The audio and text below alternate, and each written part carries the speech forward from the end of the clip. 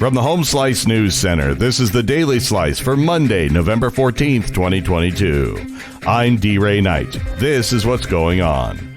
After dominating last Tuesday's election, the South Dakota State Senate Republican caucus met and selected new majority leadership for the 2023-2024 term.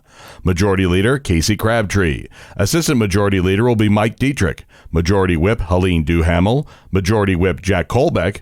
Majority Whip Ryan Mayer, and another Majority Whip, David Wheeler. Lee Schoenbach will be the GOP nominee for the position of President Pro Tem. That position will be voted by the full Senate when it returns on January 10th of next year.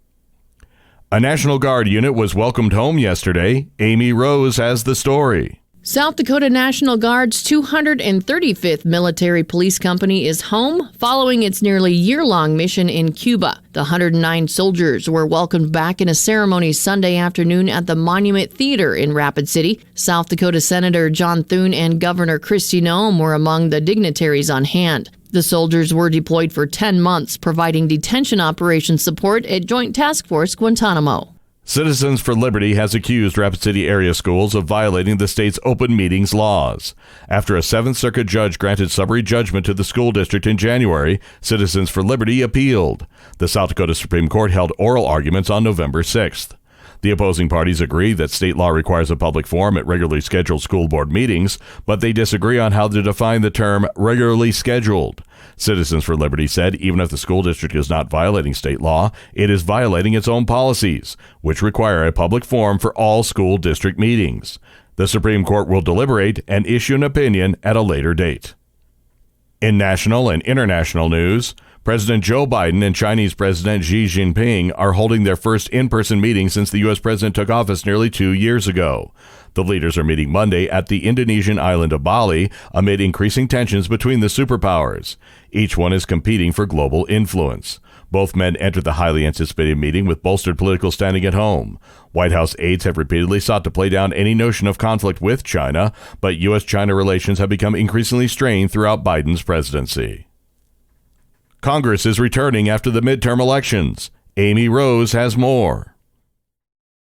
Congress is returning to an extremely volatile post-election landscape. Newly elected members of Congress are arriving for Monday's orientation week and leadership elections, but control of the House is still undecided and leadership is in flux. Amid jarring election disappointments, Republicans are meeting behind closed doors for leadership elections. The path ahead is rocky for House GOP leader Kevin McCarthy and Senate Republican leader Mitch McConnell. The coming week also begins a potentially consequential year-end session with bills on gay marriage, Ukraine, and government funding. All this as former President Donald Trump is set to announce his own 2024 presidential bid, potentially dividing the GOP.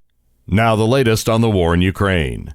Ukrainian President Volodymyr Zelensky has made a triumphant visit to the newly liberated city of Kherson. He hailed the Russian withdrawal as the beginning of the end of the war, but also acknowledged the heavy price Ukrainian soldiers are paying in their grinding effort to push back the invading force. The retaking of Kherson was one of Ukraine's biggest successes in nearly 9 months since the invasion. It served another stinging blow to the Kremlin and could become a springboard for future advances into occupied territory. Zelensky walked the streets of the city on Monday, just hours after warning in his nightly video address of booby traps and mines left behind by the Russians before their retreat. Your weather forecast from the Home Slice Weather Center. Cloudy with some light snow possible today and a high of 34. Tonight's low, 20. And that was your Daily Slice for Monday, November 14th, 2022. The Daily Slice is a production of Home Slice Media Group, hosted by D-Ray Knight with Amy Rose. Executive producer Mark Houston. Engineered by Chris Jacquez. I'm D-Ray Knight. Have a great day.